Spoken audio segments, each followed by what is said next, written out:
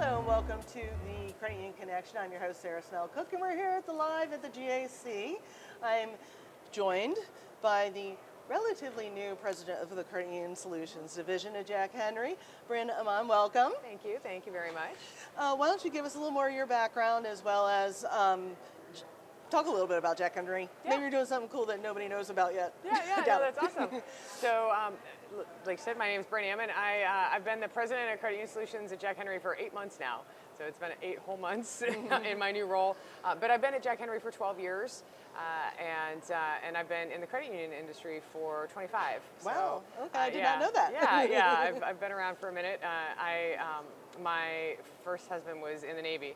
So we moved a lot. So I was at 5 different credit unions, from sea to shining sea. Literally, from California to Florida, and so hit a couple different credit unions in between before coming to work for Jack Henry 12 years ago. Came up through consulting when I came in to work at Jack Henry. My degree's in marketing though, so in credit unions I was in marketing, business development, and then transitioned into project management, nice. which I loved and kind of became an accidental technologist somehow. I'm not sure quite yet how it happened, but here I am. Yeah, So I don't think good. I could ever accidentally become a technologist, but good for you. Yeah. And so I'm going to start with the big question. Yeah. How's the new job going? It's great. We're doing a lot of really exciting things at Jack Henry. And I was telling somebody the other day, this is in the 15 or so years that I've been connected to Scimitar and Jack Henry, this is probably the most exciting time that I've been aware of in Jack Henry's history. We're doing a lot of really exciting development right now. We're largely made up of an acquisition company, and so for years we've been an acquirer, serial acquirer, quite frankly. And a number of years ago, we really refocused our efforts towards innovation, and so we've been developing net new, which is something that we hadn't done previously. And so some of the things that we started developing years ago are now starting to come to fruition. Oh, yeah. And so you actually are seeing the fruits of those labors now, which is really, really exciting stuff. Sure. Some of the things that we're coming out with are really, really cool, and we've got in clients' hands, and they're touching them and testing them and playing with them now, and it's pretty exciting. You aren't going to give us a little hint? So I'll give you a little hint. So we're doing a lot of cloud-native development, building things with the cloud in mind from the ground up, cloud forward. Which is unique in this regard, unique in the industry. In the way that we're approaching it is all about connecting data to the development components to make sure that what we're doing not only delivers for our credit unions to be able to have the member experience be beautiful and seamless and have really solid uptime, but also then to leverage data back in to to the platforms that they have data from, right? So that they can do ingress and egress from both points, whether it's out of the core or whether it's out of their cards system or their mortgage system or whatever other systems that they might have that they want to pull data from, instead of just having things kind of pieced together, but having that all be natively available to the cloud. So. And that's so important to be able to parse that data out for your marketing, for your data security, for everything. So that leads perfectly into the next question about data strategy and what should credit unions be looking at and looking for in the future. I would say the primary thing to be paying attention to is, I actually used this analogy last night. When you go to do home improvements, if you have a ton of clutter in your house, if you're a hoarder by nature and you've got all this stuff going on in your house, painting the walls isn't going to really get you where you want to be, right? So the first thing that I think credit unions really need to pay attention to and focus on is the data that they already own, making sure that it's clean, making sure that they understand what they have, and putting intentional strategy around how to work through some of the data challenges that they probably have just from years and years and years of processes that have been built up. There's the credit unions I've worked at in my past and credit unions that I've consulted with, for years, we didn't collect Social Security numbers on beneficiaries or on joint owners, and that's prevalent throughout a lot of credit unions. You knew your members. You didn't need their Social Security number to be logged in a field. And so we have that around the system. So really scrubbing through the data, and there's no easy way to do that. That's just, there's like a pull up your sleeves and just get to work. You can't build an AI bot to go through it. Come on. Right. I mean, you can build the bot to go through and find some similarities, but at some point you may need to like have a person roll their sleeves up and start again, back to the house analogy, taking out the trash and so or putting things in piles. So that's really, I think, the first piece of it is making sure that data is in order in your own house first, and then looking for companies to work with that can help you in a secure and stable way. Make sure that your data is all in one place, is safe, is secure, and has ability to be connected, again, that ingress egress, both up from your data sources and then out to the third parties that you want to connect to.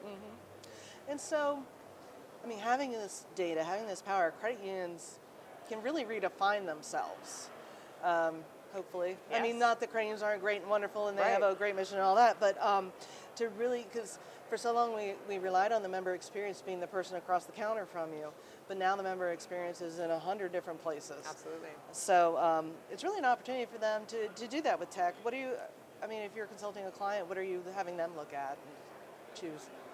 Absolutely, that's a great question. We are looking at, we believe our perspective is about helping our clients see around corners. And one of the things that we have really started to do with this innovation, and some of the things that we're developing right now, is that we believe that we hold the keys to your digital front door. We want to make sure that what we're developing helps a credit union have that digital presence, because the reality is everybody's going to have more digital users tomorrow than they have today. That's not going to go away. And so the question is, how do we get from point A to point D in an intelligent way?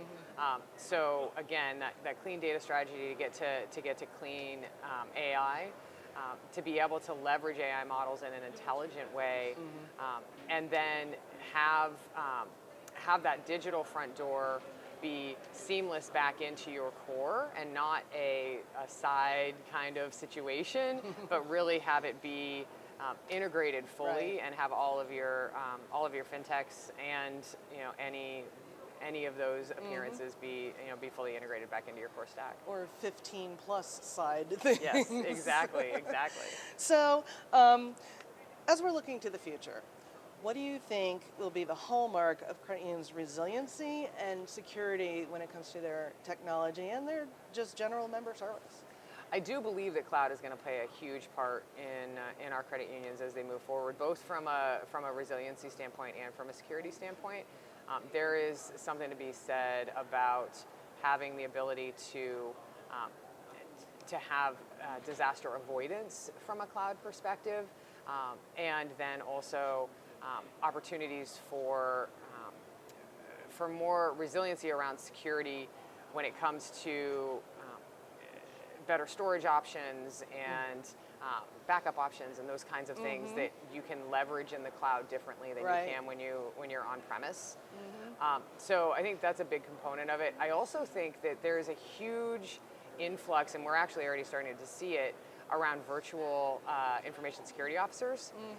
We know that the cybersecurity space is ripe right now. Everybody needs that help, and from a thought leadership perspective and from a in your shop perspective.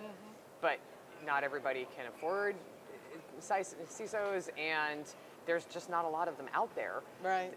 They're not graduating at a fast enough pace for anybody to scoop them up, right? Yeah. And so being able to look for how can I leverage somebody from a virtual perspective or from a consulting perspective, the more I can outsource, the less I have to manage and maintain on my own, but recognizing that there is still a very important part that you as a credit union have to pay attention to, keep aware of, make sure your governance policies are up to date, and that you are keeping in mind all of those strategies that go into being resilient and being secure, and reviewing them frequently, going over them all the time.